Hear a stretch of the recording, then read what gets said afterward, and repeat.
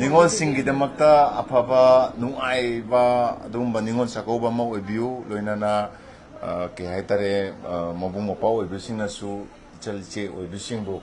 yamna nungsi chanana akhoi yamna akhoi dakhinada ahenba tanabagi sigi chanabije thado kanda nungsinabay mariduda hena focus tawrakanda haitare ne tongan tongan ba category da leiriba haitare akhoi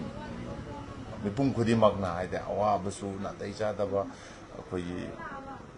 lanjenarakloba mayam ama leiridana ko incident mayam am leiribsing sida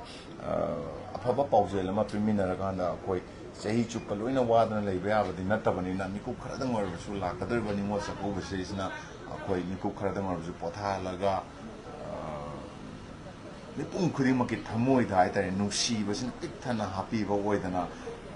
yengthinarama mayamsing adu poglaktana hanagum tangdu leitaba normalcy poraktana haitare hena chawkhatpa lambiromda mayonlomda chatlaga akhoi punna